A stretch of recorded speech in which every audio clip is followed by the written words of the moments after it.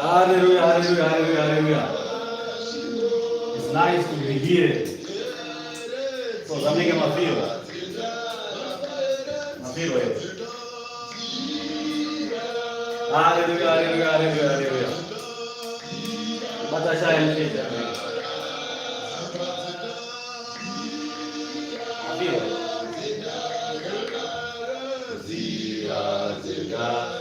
Ugare kwa muri ama machimana nyika kwa muri. Nyika zekuzasi, nyika zekumusoro, nyika zekumabvazuva nenyika zekumavirira. Ndokwanisa mose nemufaro urikuna Ishe wedu Kristu Jesu. Tine mufaro nekuti tiri vapenyu, tiri kufema panguva dzino. Panguva yatiri, nguva yakaoma yokwanikwa vanhu vachibhombana, nyika dzichibhombana, tichinzwa kudhuruma kwemabhomba achipfuura pamusoro pedzimba dzedu. Asi tinotenda kuna Tenzi kuti Tenzi ndiye une simba kudarika zvose. Iye ndiye unotichengetedza, ndiye unotirwira panguva dzose. Tinotenda kuti Tenzi acharamba ainesu kunyika dzedu dzatiri kugara dziri kwatiri, kuti hondo iregedze kusvika kwatiri, tirege kwanikwa tichikudzwa nevavengi nokuda kwehondo dzatisingazivi, dzatisinei nadzo. Asi tinotenda kuna Tenzi kuti Tenzi achava nesu, Tenzi achatichengetedza kuti tirambe tiripo, atipe mumwe mukana wekuparidza shoko evhangeri yake, atipe mumwe mukana wekushumira evhangeri yake, kuti marudzi anzwe shoko, marudzi apone. Zvino tiri panhau iyoyo, tiri panhau yerufu. Vanhu vazhinji vatarisana nerufu, vatarisana nekukwadzwa kwemabhomba achidonhedzwa. Asi ndinoimba tichitenda kuna Tenzi kuti zviri nani kuti vanhu vawanike vachipora pamweya, kuti zvikuru sei varegedze kufa vachifira muzvivi zvavo, asi kuti vafe zvivi zvavo zvasukwa naMwari, zvasukwa naMweya Mutsvene, kuti vanhu vasarambirire vari muzvivi zvavo, asi varambe vari munyasha dzaMwari. Kuti zvikuru sei zuva iri kana richinge rosvika izuva rerufu, mumwe nemumwe achasangana narufu, zuva richasvika rekuti rufu achagogodza. Rufu kana achinge agogodza achaedzokutora kuti uzorore, nguva yekuzorora yemumwe nemumwe ichasvika. Asi tirege kutya, nokuti kutya uko kwakatsikirwa vanotya vasingazive zvokwadi yaMwari. Isu toziva zvokwadi yaMwari, hatikatyi kana chinhu, nyangwe mabhomba hatikamatyi, nyangwe rufu chaiye takatadza kukutya. Togotya mabhomba anotipaza kana anotiuraya, asi anouraya nyama havana simba. Tinofanira kutya anouraya mweya, nokuti anouraya mweya ndiye Mwari. Iye anouraya mweya ada kuti vanhu vose vapone, asi iwewe ndousingadi kupona, nokuti mwoyo wako mukukutu, mutsipa yako wakaomarara, musoro wako wakaomarara, unorambira muzvivi zvako, asi haudi kubva muzvivi zvako, haudi kucheneswa zvivi zvako. Zvino iwewe ukasangana narufu, iwewe mweya wako uchaenda kunoparadza. Asi ava vanotenda kuna Kristu Jesu, vakaponeswa neMweya Mutsvene waMwari, ava vakabhabhatidzwa muzita raBaba roMwanakomana neMweya Mutsvene, ava vatombotya kana chinhu kana rufu chaiye hatyisi. Nokuti kufa kwomunhu, kufa kwenyama, nyama yadzokera kwayakabva, kwakapikirwa naTenzi kuti nyama ichadzokera kuvhu kwaakapikirwa. Asi mweya wako iwewe ndo uchava upenyu usingaperi kuna Kristu. Zvino tofanira kurarama tichiziva kuti mweya wedu ndo watinofanira kutsungirira, ndo watinofanira kuvavarira kuti mweya wedu uwane zororo mudenga. Sonzo rapfuura ndakaparidza zveparadiso raBaba. Paradiso raBaba rakamirira iwe neni, kuti iwe neni kana chinge tatenda kuti Jesu ndiye Ishe, tobhabhatidzwa muzita raBaba roMwanakomana neMweya Mutsvene, mazita edu agonyorwa mubhuku dzemweya dzeupenyu. Kana mazita achinge anyorwa mubhuku dzemweya dzeupenyu, nyangwe tikafa panyika dzino hatifi zvazvokwadi, asi tinowana upenyu muna Kristu Jesu. Vanofa vari muzvivi, vatadzira Mwari, nevanofa vasina kutombotenda kuti Mwari ariko, vasina kutombotenda kuti Jesu ndiye Ishe, ivavo vachava vanhu vakafa nokusingaperi. Vanhu vachamuswa vachitongwa, avo vakatongwa kare, uye mhosva dzavo hadzine dzekutonga, nokuti mhosva dzavo dziri pachena, zizhinji, zvivi zvavo zvizhinji, zitereki pamberi paMwari. Vanobva vanzi makanzwa zveshoko evhangeri, makanzwa zvokutendeuka kwavanhu, makanzwa zvokusiya zvivi, asi makarambira muri mazviri. Makanzwa zvomwanakomana wandakatuma panyika, mukamuparidzirwa iye mukamuramba. Saka hapana munhu achamira pamberi paMwari achidaiwa ini ndakashayiwa mukana, ini ndada kuzwa shoko, asi kwete shoko wakarinzwa, asi mwoyo wako wakaita mukukutu, wakasarudza iwe kwekuenda. Mumwe nemumwe anozvisarudzira kwekuenda. Hakuna munhu anoenda by accident. Hakuna munhu anonzi aenda kudenga neaccident zvangoitika wamboerekana ako. Hakuna munhu anongoerekana aenda kuhadhesi anoti andamboerekana ndakuhadhesi. Kwete, hakuna mistake yakadaro. So zvakuru ndakaparidza kuti Mwari haana mistake yaanoita. Hakuna mistake inoitwa naMwari yekuti zuva rinombobuda nekumavirira, rinombobuda nekumaodza nyemba. Kwete, zuva rinobuda ikoko kumabvazuva. Ende harife rakachinja nokuti Mwari ndozvaakatema, ndozvaakagadzira kubva pakutanga. Uye shoko raMwari haridzokere kwaari risina chinhu. Mwedzi akateerera kuti ndichabata ushe usiku, zuva akateerera kuti ndichabata ushe masikati. Ndichabuda nekumabvazuva ndichienda kumavirira, uye pandinobuda uyo anofanira kutiza. Izvozvo zvakaramba zviriko. Shoko raMwari rakagara nokusingaperi. Ndiro shoko ratinoparidza pano kuti shoko raMwari rakataura kuti tendai kwandiri, tendai kuna Baba, kutenda une kwandiri kuti mugoware upenyu husingaperi. Ishe vakasiya vataura mashoko ane simba, mashoko atinofanira kuchengetedza mazuva ose. Asi pazvinhu izvi pane zvinofanira kuti zviitwe. Izvo Mweya Mutsvene zvaakatitaurira akatirayira kuti panofanira kunge paine zvinofanira kuti zviitwe. Izvozvo zvinofanira kuti zviitwe zvazokwana. Isati ndapinda mubhuku ndinokudza Baba vamasimba ose. Iye Jehovha Mwari waIsraeri unogara nokusingaperi. Amen. Nokudzai Kristu Jesu Ishe tenzi. Ishe wamadzishe, mambo wamadzimambo. Muzita rake takaponeswa, muzita rake takawanikwa tichipiwa upenyu husingaperi. Tenzi ngaakudzwe kubva zvino nokusingaperi. Nokudzawo Mweya Mutsvene waMwari, Mweya waZokwadi. Iye Mweya ndiye anotipa simba rokuparidza shoko evhangeri. Ndiye zvakare achatipa simba rokuti tigamuchire shoko iroro, titendeuke.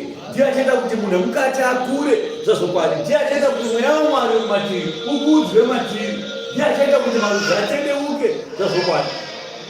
Neiwo Mweya ndiye uchatimutsa kubva kwakafa. Sokumutsa kwakaita tenzi wedu kubva kwakafa, kuti tenzi wakaroverwa pamusoro pezvivi, zvivi zvaroverwa padanda zvikakuratidzwa kuti tiri mufananidzo wezvivi, kuti zvivi zvaroverwa padanda, zvaroverwa padanda, zvose zvaroverwa zvenyika, zvose zvaiswa padanda. Ani nani uchatenda kuna izvozvo uchava noupenyu husingaperi. Neiweyo Mweya wakamutsa tenzi, ndiwo Mweyawo zvakare uchatimutsa nesuwo kubva kwakafa. Naizvozvo tinotenda kuti tiri kugwana uye tichitsungirira kunyengetera nokunamata, tichitsungirira mune zvoumwari, tichitsungirira mune zvose zvakachena nezvakarurama pamberi paMwari, nokuti ndizvo zvinofadza Mwari. Kuda kwaMwari ngakuitwe panyika dzino sezvazvinoitwa kudenga. Zvibvunze pauri papo kuti kuda kwangu kwandiri kuita pano panyika ndizvo here zviri kuda Mwari kudenga, nokuti kuda kwangu inini hakuna chinhu, asi kuda kwaBaba ekumusoro ndiko kunova chinhu pano panyika. Tiri kuita here kuda kwaBaba? Ishe tenzi waigara achitaura pane zvose, nyange waiti wakabvunzwa, vaitaura achiti wakandituma ndiye unoita kuti ndiite. Vakamubvunza zvinhu zvinji zvakasiyana-siyana, vachiti kweiwewe unozviita mwanakomana sei? Kweiwewe unozviwana skupi zvaunoparidza zvaunoshumira izvi? Kweiwewe simba iyi unowana kupi? Anotaura achiti iye akandituma ndiye unondipa simba.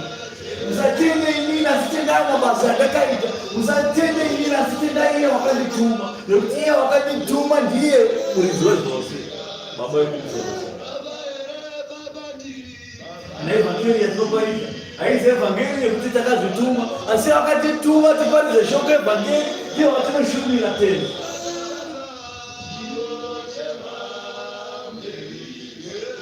Zvino pane nhau yezvivi. Mweya Mutsvene waMwari zvaakauya pari panyika akauya kuti atizivise pamusoro pezvivi, kuti marudzi azivise pamusoro pezvivi, kuti vatendeuke pakutadzira Mwari. Kana vatendeuka pakutadzira Mwari vagova vachenjeri, vagova vanhu vane zivo pane zvinoda Mwari, nokuti zvinoda Mwari ndo upenyu mukururama kwose. Zvatinoda isu hazvina basa, asi zvinoda Mwari. Tikaita zvinoda Mwari, Mwari anotipa zvatinoshuvira nezvatinoda isu pamwoyo yedu. Hakuna munhu unoposekedza zvipamwoyo pake kuti Mwari aite izvo zvinoda munhu, nokuti dai Mwari aita izvozvo dai Mwari ari munhu, asi Mwari haasi munhu anoita kuda kwemunhu, asi Mwari ndiMwari anoita umwari hwake nenzira dzake.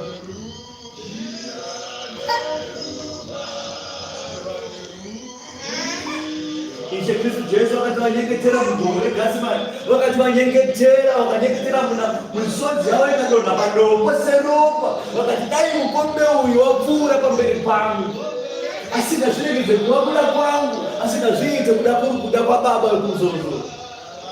Saka zvose zvatinoita ngazviregedze kuri kuda kwedu isu, asingazvive kuri kuda kwaMwari wekumusoro. Nyanga mabhomba atiri kubhomba nawo munyika ino yatiri, mabhomba iwaya ngazviregedze kuri kuda kwavanhu, ngazviregedze kuri kuda kwavakaipa, asingazviitike kuri kuda kwaMwari, kuti Mwari yake nhumbi yake ichengetedze pazvinhu. Ndokuidzwa kwacho miedzo nezviuyo zvizhinji, asi izvozvo hazvitimisa kuparidza shoko evhangeri kumarudzi, nokuti marudzi anofanira kuti anzwe shoko kuti apone. Ponesai mweya yenyu, itai kuda kwaBaba wekumusoro. Ndo musimboti weupenyu, ndo musimboti wokururama. Kana tadaro aiwa tabatisa chinhu chikuru, chinhu chakakosha. Pane nhau yePaseka iri pano hapa, pane nhau yemutemo yePaseka, kuti panenge paine zvinofanira kunge zvichiitwa, asi kana zvichinge zvoitwa zvinofanira kuitwa nemwero. Kana zvaitwa nemwero zvoitwa nemutemo mumwe chete. Mutemo mumwe chete ndiwo unofanira kuva mutemo unoteedzwa mumarudzi ose. Pasava nemumwe akataura achiti ini ndiri waPita, ini ndiri waAndrea, ini ndiri waJohani, ini ndiri waani. Asi kapave nemumwe chete, ungataure nekupupura kumwe chete. Kuva chinhu chimwe chete ndokunzi Kristu, kuva chinhu chimwe chete ndokunzi Mwari upenyu, Mwari weIsraeri unogara nokusingaperi. Saka iyi nhau yePaseka hava mutemo mumwe chete, hakuna mitemo yakawandisa, hakuna zvizhinji zvakawandisa, hapana chinhu chatinofanira kunge tichitya kutaura nhau dzePaseka, tichiyanana nhau dzePaseka, kuti marudzi ose apone. Kufa mumwe nemumwe ari kufa, asi tose tofanira kufa kana tichinge tabhabhatidzwa muzita raBaba naMwanakomana neMweya Mutsvene. Asi tisati tasvika kwese ikoko, pane nhau yePaseka yemutemo yePaseka inofanira kuteedzerwa. Ishe akati chimwa ichi, uyu mwiri wangu, uyu unoratidza mwiri wangu, idyai ndimugova nemi. Ishe akati iyi waini, iri ropa rangu, imwai waini rinofananidzira ropa rangu kuti mugova nemi. Saka kana tamwa ropa raKristu, tadya mwiri waTenzi, isusu naTenzi taachinhu chimwe chete. Asi zvinhu izvi zvinoitwa kugeza zvivi. Kana zvivi zvisvike zvagezwa pamunhu, munhu ova munhu mutsva muna Kristu Jesu. Kutendeuka aiwa hongu tinotenda makatendeuka, asi mukutendeuka kwenyu tinotenda kuti makadhorodzwa, mukudhorodzwa kwenyu tinotenda kuti makadya Paseka, nekuti kudya Paseka ndo zvimwe zvinofanira kunge zvichiitwa. Nikodimo akabvunza akati, ko Ishe, munhu murume mukuru kana akura akagopinda seiko mudumbu ramai vake agozvarwa padzo? Zvikanzi, iwe Nikodimo, uri mudzidzisi iwewe, uri muprofita iwewe, unofanira kundiziya zvinhu izvi zvauri kundibvunza. Pane nhau yekubarwa patsva, pane nhau yekuti munhu wakare anofanira kufa, pomuka munhu mutsva mauri. Munhu mutsva mauri anenge amuka ndiye achava noupenyu husingaperi. Mwari wakadyara mhodzi yeupenyu, Mwari akadyara mhodzi yemweya pakati pemweya wemumwe nemumwe. Asi mweya uyu ndokuti unofanira kuactivetwa nekunyengetera nekutsanya nekuzvitsaurira pamberi paMwari. Mobva pakutadzira Mwari, mobva pazvivi, mukabva pazvivi hama, muchasvika palevhu yekururama kuna Mwari. Masvika pakururama kuda kwaMwari, munenge makuita kuda kwaMwari, kwete kuda kwenyu. Saka uchiona munhu kana akatsanya, munhu kana akazvitsaurira, kuzvitsaurira kwaakazviita ikoko inhau yekuti kutsaura kwaakazviita kuregedza kuti aite zvaanoda iye, asi aite zvinoda Baba. Zvino panguva yePaseka pane 14 days dzePaseka padzichasvika, pane nhau yekuti munhu haafaniri kuita zvaanoda, anofanira kuita zvinoda Baba. Kana takuita zvinoda Baba, tenge takusvika pedyo nokusvika kuva naTenzi, kuyafananidzwa naTenzi.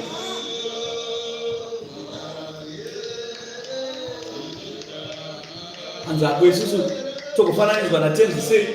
Tokufanana naTenzi sei?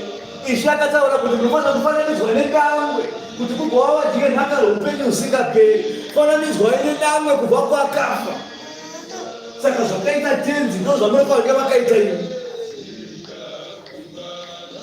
Tenzi waiva munyoro, waiva nemwoyo murefu, waiva mudzidzisi, waiva nezivo, waiva muchenjeri, waita zvinoda Baba, kwete zvaanoda iye. Kubva kufamba kwakaita Tenzi paupenyu hwake, pese paaita aita zvinhu zvinokudza Baba, zvinoda Baba. Ari mufana mudiki kudai izvo, akasara kutembera achidzidzisa vakuru, vakatsvaga kuti mwana ari kupi, mwana ari kupi, mwana ari kupi. Vakapedza 3 days achitsvaga kuti mwana ari kupi, iye mwana achigara mutemberi achidzidzisa vakuru pamusoro pezvekudenga. Zvakavanzika. Tikati mwana uyu zvaanoziya zvizhinji anozviwana kupi? Vaprista navafundisi vakada kumubvunza. Maria amai vake vakamuona ari kutemberi, Maria namai vake vakamuona ari kutemberi achidzidzisa vakuru, vakamutora vakuru vakangaripo vakatya mazwa, vakatya mwana uyu zvaanoziya izvi anozviwana kupi? Nokuti anoziya zvikukutu. Ndo unonzi kuita kuda kwaBaba. Navacheche venyu ava navapwere venyu ava vanofanira kuita zvinoda Baba. Vanodzidziswa zvoumwari, vanodzidziswa zvokunyengetera nokunamata Mwari, vanofanira kudzidziswa zvose zvinoda Baba. Ndokunzi kurera vana. Asi varerei vachiri vadiki kuti vagokura vachiziva, varerei vachiri vadiki kuti vagokura vachiziva kuti Mwari ariko mudenga, uye Mwari unorova, uye Mwari unopisa. Mwari une rudo, une moyo murefu, asi zvakare Mwari unorova, unodzima mweya wemunhu Mwari iyeye. Asi ukaita kuda kwaBaba, Mwari achakuratidzira rudo rwake rukuru, norudo rwake haruko rwakapera. Semvura yegungwa ndiko zvekudzama nekudzika kwakaita rudo rwaMwari pamusoro pako. Saka dzidzisai vapwere venyu izvi, vakuru vachiziva. Vagoregedza kukurauka zvemadrugs nembanje, nezvevasikana, nezvinamaturo vachiswera vari kumabhawa. Inhava yekuti havana kudzidziswa kuti kune chinoshandirwa, kune chinonzi mweya, kune chinonzi nyama, kune kunonzi kuna kudenga kuna Mwari, kune chinonzi zvinhu. Saka vana venyu muvadzidzisei. Asi imi vakuru kana musina kudzidza munovadzidzisei. Vakuru vadiki vanodzidza kubva kwakuru. Zvino kana vakuru vakarasika navaduku vanorasika. Saka zvino tikapanidzira imi vakuru, imi mukatenda, zvino pwere dzenyu dzichatendawo. Nokuti muchadzidzisa, muchadzitsura, muchadziparidzira mutemberi imomo, kuti vakure zvakanaka vachitya Mwari, vachiziva Mwari. Izvo ndizvo zvinofadza Mwari. Paseka inawo huru yandinoparidza pano. Mutemo wepaseka kare ndio mutemo watiri kuteedzera nhasi. Tisingararame kare chete, asi tichirarama nhasi namangwana. Kuti mutemo uyu wepaseka mutemo unofanira kuteedzerwa. Kuti mumwe nemumwe anofanira kudya paseka. Hazvina basa kuti mukuru, mudiki, murefu kana kuti ndeupi munhu. Angava mutorwa kana tingava hama, asi mumwe nemumwe anofanira kuti adye paseka iyi. Paseka iyi ndio inotisanganisa isu neropa nenyama yaTenzi. Tenzi paachataura kuti vangu vachanzwa hwapanda vachamuka, vangu vachanzwa inzwi rangu vachadayira kuti Tenzi tiri pano.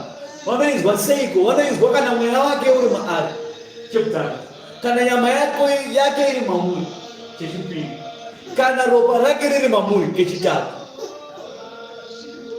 Selection ichauya pazvinhu izvi kuti vake ndevapi. Hanzi vake vaakada akaisa munembo wegwayana pahuma dzavo, akavaisa munembo wegwayana pahuma dzavo.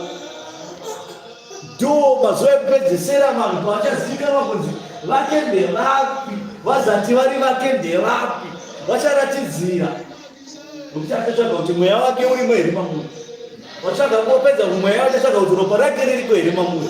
Vapedza kuropa vachatsvaga kuti nyama yake irimo here mamuri. Imi zvamunozviti muri vaTenzi. Pasina izvozvo kubvetswa kwatopera. Hamuzati muri vake, asi muri vemumwe. Saka munofanira kuti muve vaTenzi, muve vaMwari, muve nemunembo waMwari. Munembo waMwari wave nemweya mutsvene waMwari, mava nemweya mutsvene waMwari, mava neropa raMwari, Mwaone lokala mwari mwani nyama ya mwari. Papaseka tsoka dzedu dzogezwa zvakare, kuti tsoka dzevanhu dzogezwa papaseka, chinhu chakakosha zvakare ichocho. Zvinhu izvi zvinofanira kuti zviitwe. Hakuna munhu anofanira kuti ini handidyi paseka, kana kuti ini handimwi ropa, kana kuti ini handidyi nyama, kana kuti ini handigezwe tsoka. Zvinhu zvazviitirwe isu. Asi ichakatara kuti ndichakuudza izvi zvinji pamusoro pezvinhu izvi kana nguva ichinge yosvika. Izvezvi hamungakwanisa kusvika muchina kana kuzvinzwisisa. Vaizozvanaunga kubvunza muzhinji. Aiwa, mira nguva ichasvika. Mwari achazviratidza zvinhu kuti zvakakosha. Izvezvi mabhomba ari kuona izvezvi.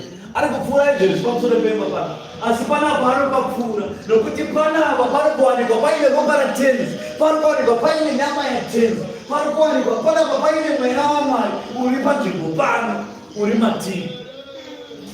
Saka ngirozi dzekudenga vanotirwira nokuti tiri pamwe chete nevekudenga, nokuti tiri vana vaMwari vedu. Tinofanira kuva nekutenda. Vakawanda vasina kutenda vanobva vafunga kuti aiwa zvatiri kutaura izvi idambe hayo kwete.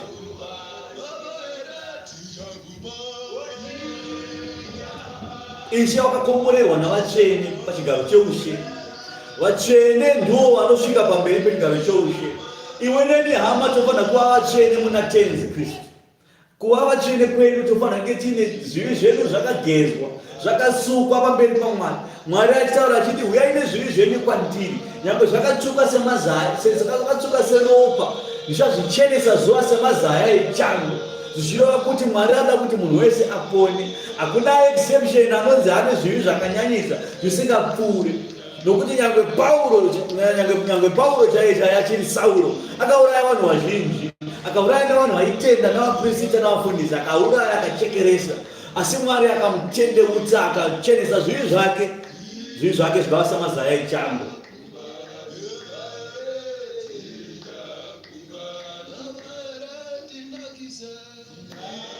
Zvino vaIsraeri vanodya paseka. Zvino Jehovha vakataura naMozisi murenje reSinai pamwedzi wokutanga wegore rechipiri rokubuda kwavo panyika yeIjipita akati, vana vaIsraeri vanofanira kutamba paseka panguva yayo yakatarwa. Saka nesuwo tinofanira kutambawo paseka mazuva acho akatarwa. Hakuna anofanira kutamba before kana kutamba after. Paseka inofanira kutambwa pamazuva ayo akatarwa. Saka paseka haifanira kunge ichiitwa patinoda Yesu, nokuti kuda kwedu hazvirevi chinhu pamberi paMwari. Paseka inofanira kuitwa mazuva ayo akatarwa, nokuti Mwari ndozvaakareva. Mwari haasi munhu anochinja. Zvino zvatinoziva chinhu ichi kuti Mwari kana ari munhu asingachinji, kana ataura kuti zuva kuda kumabvazuva enda kumavirira, nepaseka kana yainzofanira kuitwa pamazuva aya inofanira kuitwa pamazuva iwaya. Mutambo wepaseka unofanira kuita sei? Kuitwa. Vabvumira zvakaita paseka inofanira kuitwa. Ivo havasati vatoidyawo paseka, havasati vainhuhwidza, vanofanira kutoinhuhwidzawo paseka, vanofanira kutoidyawo paseka, kuti vagopupurawo zvipenyu kudenga kuna Mwari. Zvino Mwari akati kudini? Vana vaIsraeri zvida kuti iwe chechi, tobvisa zita rekuti Israeri toti iwewe chechi, nokuti Israeri ndiwe chechi. Zvino vana vechechi vanofanirwa kutamba paseka panguva yayo yakatarwa nezuva re14 romwedzi uno, 14 days. Zvichireva kuti mwedzi waAbhibhi musi wa14 ndo panofanira kudyiwa paseka. Paseka inofanira kudyiwa usiku. Vaya vanombvunza ndanzi munodyireko paseka usiku, seko paseka inoitwa usiku, zvine uroyi mukati. Uroyi upi waunoziva iwewe? Mwari ndiye akataura akati paseka iyi inofanira kudyiwa madekanwa usiku, modya paseka. Hakuna unofanira kuregedza kudya paseka. Nezuva re14 romwedzi yomwedzi uno Madekanwa munofanirwa kuitamba panguva yayo yakataro. Munofanira kuitamba muchiteerera mitemo yayo yose nemirayiro yayo yose. Mitemo yayo nemirayiro yayo yakanyorwa kumberi kunana Mateo. Zvikanzi mutambo wepasika kana wakuitwa, ngaparegedze kuva nemunhu anenge aine godo, aine hasha, achiita zviri negoni. Paregedze kuva nemunhu akazvikudze, ungazvitutumadze pamazuva iwaya. Asi mazuva aya mazuva enyasha, mazuva ekuva vanhu vanyoro nekuva nemwoyo murefu. Ndiwo mazuva acho epasika, ndiwo mitemo inofanira kunge ichiteedzerwa. Asi mutemo mukuru ndewekuti munhu wese anofanira kudya pasika. Munhu wese anofanira kuti adye pasika. Ipapo Mozisi akataura nechechi kuti vatambe pasika, kuti hama kumativi mana onse enyika kwamava muri, munofanira kuti mubate mutambo wepasika. Mutambo uya mutambo pasina vaprista, pasina vakuru, nokuti unopedzera mutambo wezvinyawu nezvigure zvoga. Unopedzera zvazvipadagu zviri kuita zvipadagu zvazvo, unova mutambo wezvinyawu. Asi mutambo womwe unoitwa kana vakuru varipo voita mutambo uyu, nokuti pane zvimwe zvisina mbiriso zvinofanira kunge zvichigadzirwa. Pane muriwo unovava unofanira kupiwa vanhu vakasviniswa nezviri.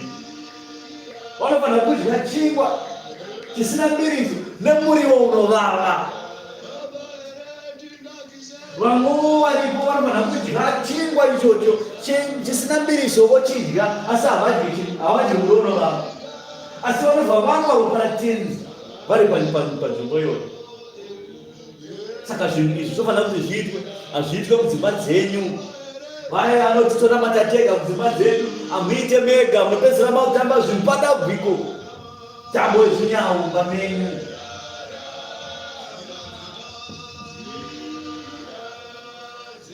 Ipapo Mozisi akataura nechechi kuti vatambe pasika. Ivo vakatamba pasika nomwedzi wokutanga nezuva re14 remwedzi, ari madekanwa 14 days. Musi wa14 Abhibi tichidudzira 14 April, tomwedzi waAbhibi. Vakadya pasika ari madekanwa usiku, ndomwa yekudya pasika. Saka vaya vakutaura pasika yogwetirwa seka usiku nezveurori here, Mwari akati pasika inofanira kuitwa.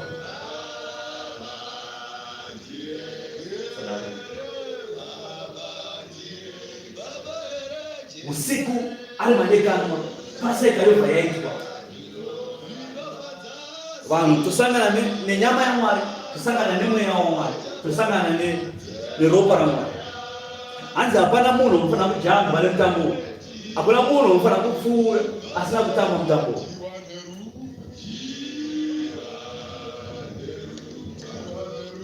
Hanzi ari madekanwa murenje reSinai.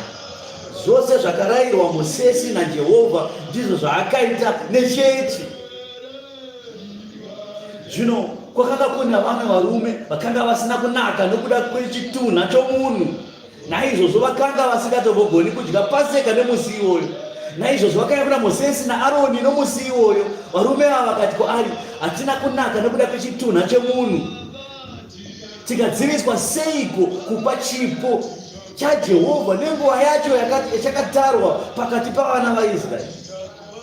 Saka kana munhu akaenda munhamo, oenda kunhamo vari mazuva emwedzi waAbhibi, ari mazuva ekuti tafanira kuti tichita mutambo wepasika, obva aenda kunhamo, oswera vachiita zvekunhamo ikoko, vachibata maoko, vachiviga, vachiita sei. Asi izvozvo vanhu vakauya vabva kunhamo, vakati tabva kunhamo Mozisi, toita sei? Nokuti takasvibiswa nechitunha. Tingatamba here mutambo isi takasviba? Tinotobvunza kwamuri indimi kuti tibvunzire kuna Mwari wenyu kuti zvinoita here kuti tidyewo pasika, nokuti tinokupawo chipo ichi chakanaka kuna Mwari.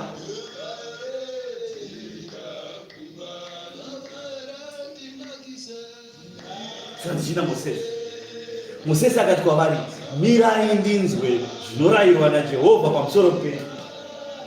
Mosese haana kuzvikudza sekuzvikudza kunoita vamwe, kuti ivo ndo vakuchita vana Mwari vacho, ndo vanobva vapindurira Mwari zvokutaura kuti aiwa zvakanaka itai. Asi Mosese wakazvinenepisa akati, aiwa zvaMwari ndofanira kubvunza muridzi wazvo, ndofanira kubvunza mwene wazvo, ndiye wandinofanira kubvunza, kwete kuita madiro angu inini. Zvino mamwe masvondo vamwe vanotochita vana Mwari ikoko, vakabvunzwa zvoumwari vanobva vapindura kuti ndo vana Mwari, vachiita zvinhu zvinopesana naMwari, vomhanyira Mwari pamberi. Saka isai Mwari pamberi, kwete kuti inini moenda kumberi kwaMwari. Mosese akazvinenepisa akati, kwete, mirai varume ndinzwe kuti Mwari anoti kudii panhau dzenyu. Ndichanzwa kuti Mwari ati kudii, ndisataure kuda kwangu inini, nokuti kuda kwangu hachisi chinhu. Kuda kwabhishopu wako iwewe, kuda kwapapa wako iwewe, kuda kwanzichiko kwareverendi wako iwewe, kuda kwabhishopu wako iwewe, kuda kwamufundisi wako iwewe hachisi chinhu. Asi kuda kwaMwari ndo kufanira kuteerera. Saka vanhu ngavateerere kuti Mwari anoti kudii, vasaite zvinhu nokuda kwakuti ivo vaita nokuti ndio vari pamberi. Kuva pamberi nokuti wasimba kunzi itana Mwari, hazvina kuti imwewe zvaunoda ndo zvinoitwa. Zvaunoda hazvina kana maturo, hazvina kana basa, asi zvinoda Mwari ndo zvinofanira kuteerera. Saka uchiona kwako vamwe vafundisi vekwenyu vakaita Paseka vamene vasina kurayirwa naMwari, vakaenda iyo pamberi paMwari vakabata Paseka, vakaita zvinyau, vakatamba mutambo wezvinyau, Paseka ikasvibiswa.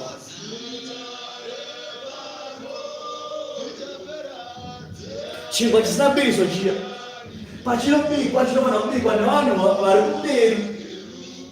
Vafundisi vakuru ndo vanofanira kuchibata chingwa cheche, nokuti ndo vanenge vanotarisirwa kuti vakarurama pazvinhu, uye ndo vanenge vachizikanwa naMwari pazvinhu zvekudii, ndo vakubata basa iri. Kwete kuti tinongomuka pana mataura kuti hapana kuti tipei fulawa era tibike nyama yaMwari panapa. Wamutambo wezvinyau watumwa nani? Mwari ataura nini? Kana Mwari asina kutaura kuti bikai chingwa icho, batai mutambo uyo, itai izvezvi panguva iyo, hatiite. Tofanira kumira kutaura kwaMwari. Tonzwa kuti Mwari ari kudii panhau iyi. Mosese akamira akati, aiwa mirai varume tandakadzwa kuti Mwari anoti kudii, nokuti ndikaita kuda kwangu inini Mwari anodzima mweya wangu. Vaive vakuru vanozvikudza vekuti vanoita kuda kwavo vasina kubvunza denga. Mwari anosvika pakudzima mweya wemunhu, kuti mweya mutsvene waMwari anouya achitaura, Mwari anotaura kuti usaende kwaAdhamira, siya kadaro kuti munhu anopedzisira ango mukuru, amutungamiriri asi asina mweya waMwari. Akaita kuda kwake kusvika zuva raanodya Paseka achizvichema, ndo zuva raanosunungurwa naMwari. Ndozvinoita Mwari. Kuva mukuru nokuiswa pamberi naMwari hazvirevi kuti unoita madiro aJojina. Mwari anoziva kuti kune vakadaro, Mwari anoziva kuti vakadaro vanogona kuvaranga. Mwari anobvisa mweya wake kuti mweya usaendeko. Uyu anoita kuzvikudza, nezuva raachazvininipisa uzvichema, ndichanzwa kuchema kwake, ndichaona kuzvininipisa kwake, ndichamusunungura.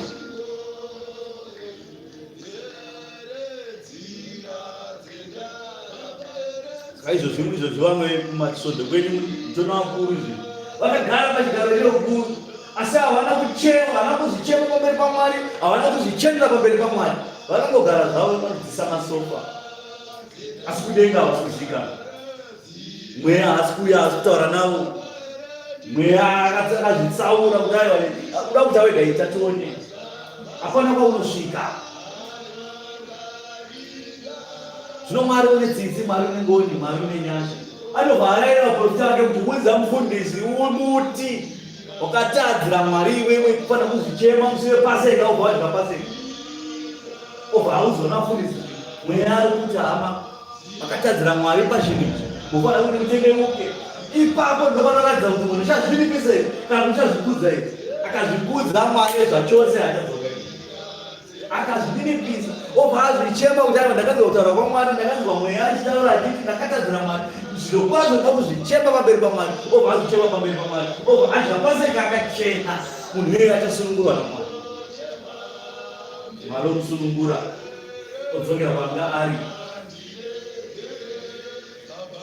Kunamata hazvizi chinyauri, nhau dzekunamata hazvizi chinyauri, hakuzi kutamba zvigure kuno, hakuzi kuti hapazi babhava kana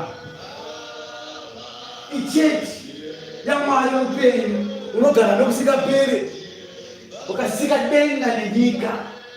Saka iye akasika denga nenyika akati itai zvakati nezvakati, ane zvaari kuzviitira. Paipe paakati musasiya akadzi achipfeka ngozi raro muri, ane zvaaizviitira. Musasiya ana mai vachirukwa, ane zvaaizviitira. Musava nemaparika, ane zvaaizviitira. Chimwe nechimwe chinoitwa naMwari chine chinangwa, chine zvazvinotikwadza zvatisingazivi. Anzi musauka mweya, kuuka mweya ndokavana vanoprofita vachihakira kuti ari kunyengeterera munhu ane dhimoni, iye ndopedzisira orohwa nedhimoni, iye opfekwa nedhimoni. Mwari akazvoramba izvo akati kunonzi kuuka mweya, kuhaka mweya. Mwari akazvoramba izvozvo nokuti ane zvaaiziva zvinoitika pamusoro pemunhu kana zvichinge zvaitika. Vai vanomutsa munhu akafa, sana Samueri vakanoukwa mweya waSamueri afa kwakafa, vakanouka mweya waSamueri kubva kwakafa, mweya wakafa akataura. Mwari akazviramba izvo. Pane zvazvinogadzira, pane zvazvinobara zvakaipa.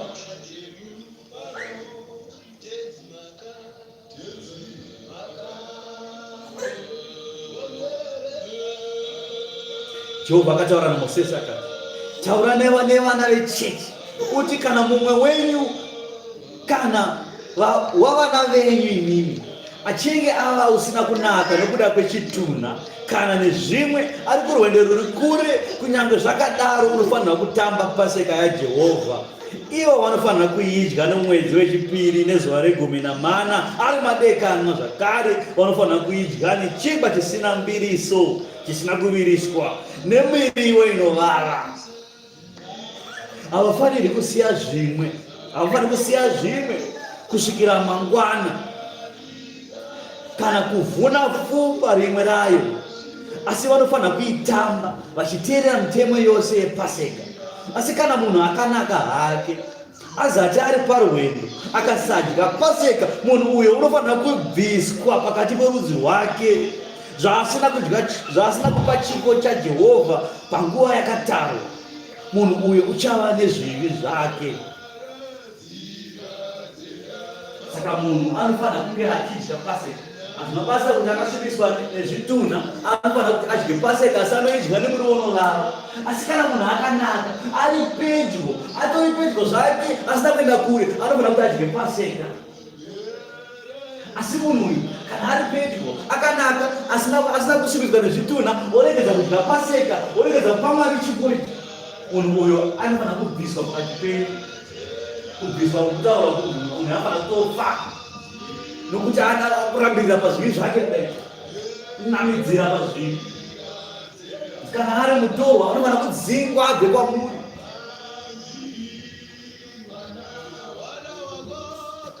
Kana munhu uyo arikurambirira muzvivi zvake, arambirira akabatira muzvivi zvake, zvino Mwari abatira achiti munhu akadaro haasi munhu akanaka.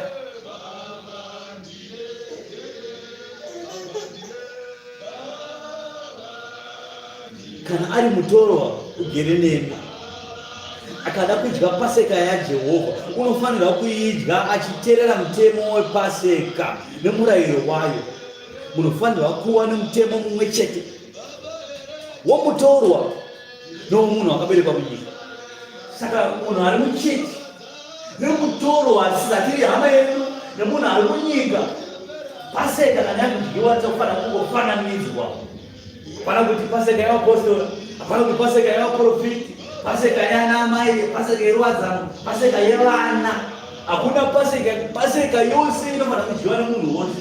Munhu wekunyika atendeuka nhasi, ari kunyika asina kutendeuka, anofanira kudya Paseka ngawo yadye Paseka. Tenzi ndo zvaari kutaura. kwete kuti anzi Paseka idyiwe nemunhu asina kutendeuka, munhu asikapindi naye hadye Paseka kwedu. Tenzi ari kuti arifana kutoidya Paseka iyo. Saka mutambo wePaseka hauzatire kuti tomirira kwenyu kuchechi, kana paine chechi iri padhuze vari kudya Paseka, kana wasundirwa iwewe kuti ndakudyawo Paseka, wadakudya Paseka. Kana mwoyo wako wasundirwa naTenzi kuti enda unodya Paseka apo, enda unodya Paseka ipapo. Kana wasvika ikoko hapana fana kukurambidza kudya Paseka ikoko. Mutambo wePaseka wakasikirwa vanhu kuti vanhu vaite mutambo wePaseka kuti vape chipo kuna Mwari, chipo chekupiwa Mwari, kuti Mwari mumwe wedu uitemberi yenyu, ropa redu riri matiri nderenyu. Ndozvofana kunge zvichiita. Dyai Paseka, mazuva ePaseka achinge asvika. Kana muri vatorwa mukauya kuno Jerusarema tichidya Paseka, munofana kutodyawo Paseka. Atikurambidzei, munorambidzirwei? Mugorambidzirwa sei kudya Paseka? Idyai Paseka hama muri kwamuriko. Ndomutemo wePaseka. Zvamwari hazvina kuoma uye hazvina kuwanda zvizhinji. Kana vanhu vanzi vadye Paseka, vanhu dyai Paseka. Kana mweya atisunda kuti dyai Paseka panzvimbo iyi, tinonodya ipapo. Kana iwo wasundwa kuti mwoyo wako uchipisa kuti paJerusarema paridzwa Paseka muzuva rakati, ikandiendewo ikoko ndodyawo Paseka, uyai mudye Paseka. Asi mufanira kureura zvivi zvenyu, moreura zvivi zvose pamberi paMwari kuti zvinhu zvose zvibviswe kwamuri. Modya Paseka makacheneswa naMwari. Paseka ikuchenesai, Mwari ukuchenesai pazvivi zvenyu. Vakarambira pazvivi zvenyu kudai, Mwari ndo ari kuti vanhu vanofanira kuti vabviswe kwamuri. Zvirevo 19 inoti murombo unofamba muzvokwadi yake, unopfuura, une muromo isakarurama riri benzi, uye kushingaira kusine zivo hakuna kunaka. Unokurumidza namakumbo ake, unorasha nzira. Upenzi hwomunhu hunokanganisa nzira yake, mwoyo wake unotsamwira Jehovha. Pfuma inouyisa shamwari zhinji, asi murombo unosiyiwa neshamwari yake.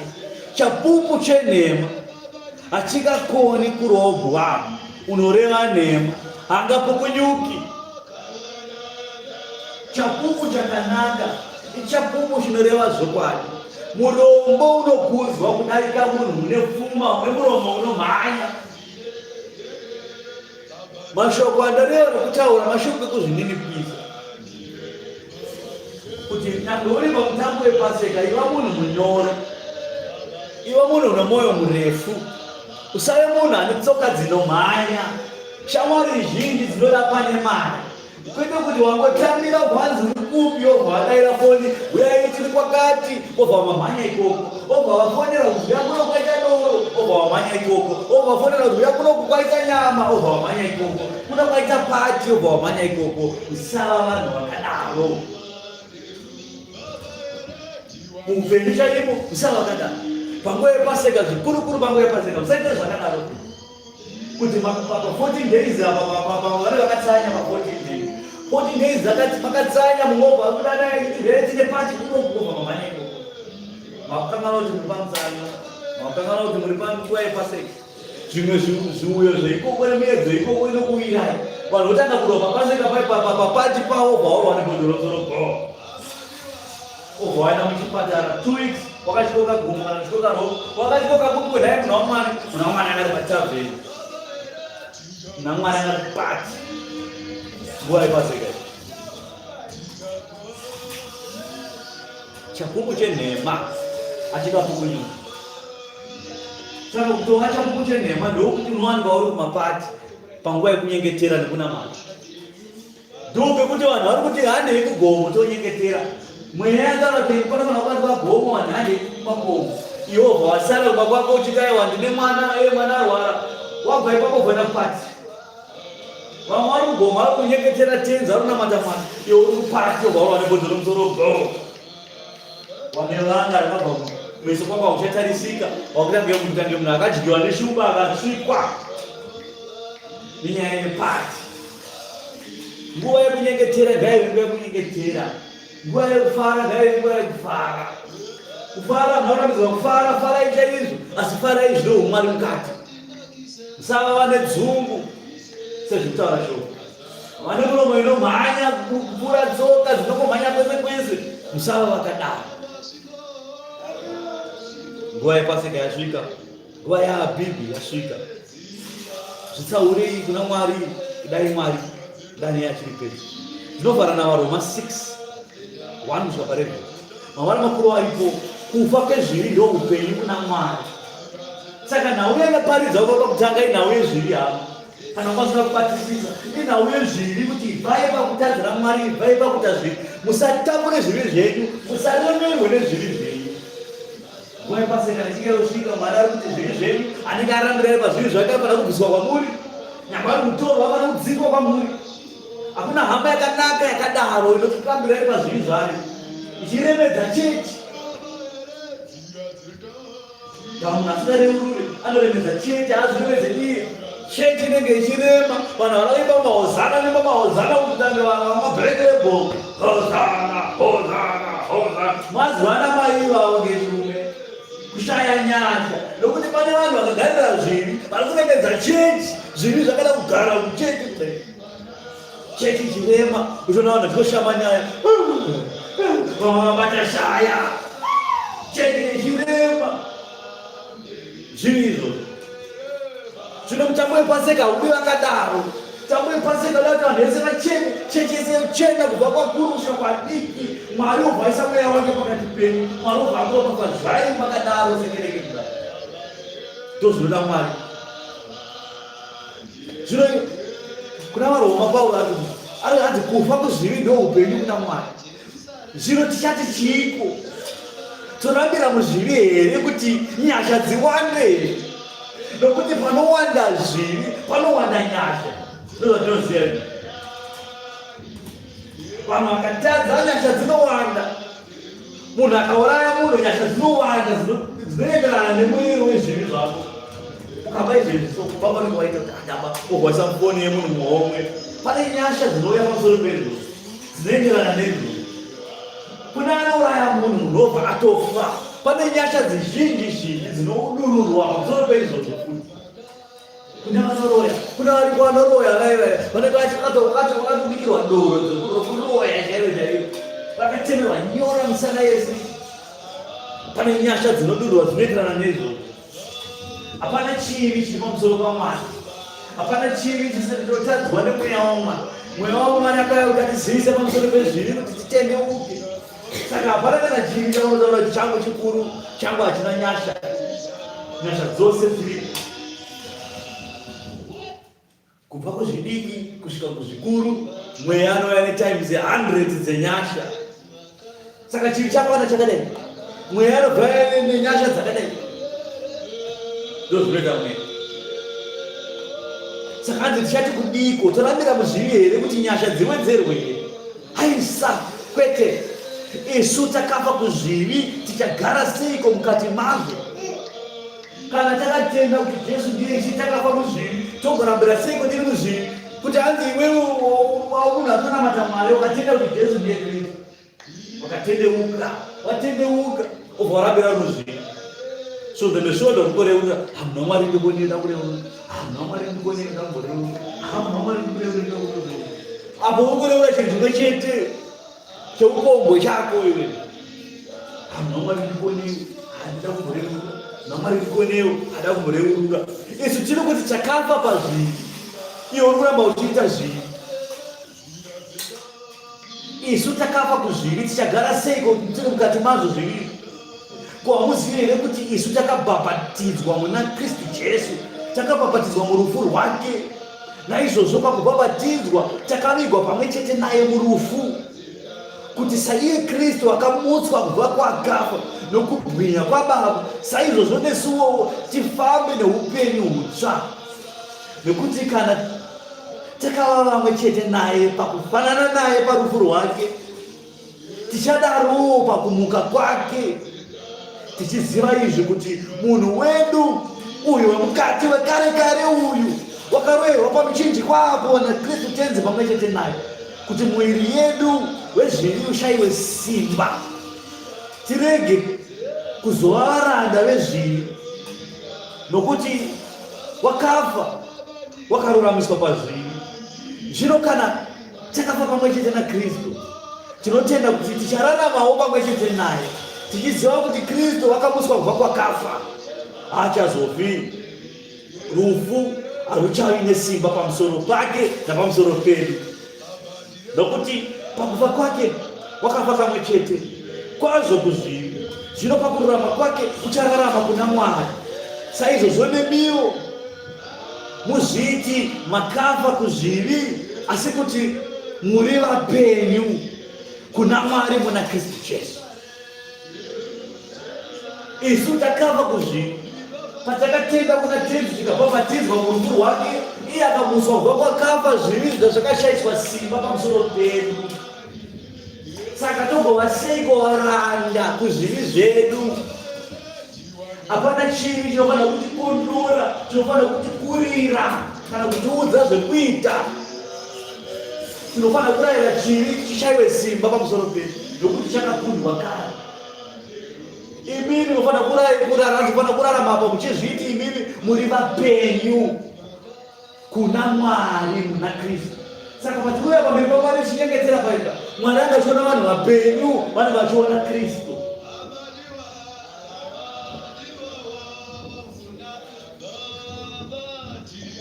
Muri vapenyu muna tenzi Kristu Jesu. Muri vapenyu muna tenzi Kristu Jesu. Chitai zvinhu zvinofanira kuenderana neumwari. Kutanga nekuzvininipisa, kutanga nekureura zvivi zvevanhu zvisukwe, vanhu jorodwa, vanhu voenda kuJorodhani vonogezwa zvivi zvavo, vabva ikoko vanhu vanodya Paseka yavo. Vanhu tsanyai, vanogona kutsanya, vanogona kudya mavheji, asi 14 days dzemwedzi waAbhibhi kudya mavheji, haudye nyama, nokuti sofananidzwa navanhu vari panhamo vari kurangarira tenzi wedu. Todya mavheji mazuva ese aya, musi wa14 Abhibhi, vanhu vobva vadya Paseka ari madekanwa. Munhu wese anofanira kudya Paseka, vakuru, vaduku, vatorwa, hama, vazati vari hama, munhu wese anofanira kuti adye Paseka. Murayiro wePaseka. Totenda kuna Mwari neshoko rake, nokutendai tenzi yeevhangeri yenyu inogara isina kusingaperi. Dai tsavako atasimbiswa muviri medu, ndangariro nepfungwa zvasimbiswa natenzi kuti tizive zvoda Mwari, tiite zvoda Mwari, toregedza kuita zvoda vanhu, tizvininipise, tizvidzore. Samosezi wakazvininipisa, nemiwo vakuru muri kwamuri ikoko, zvininipisei nemiwo. Teererai kuti denga riri kudii, musaite kuda kwenyu, nokuti kuda kwenyu hatizi chinhu. Kukudzwa nekubwinya namasimba ose ngazvive panzvimbo yenyu Jehovha, kubva zvino nokusingaperi. Amen.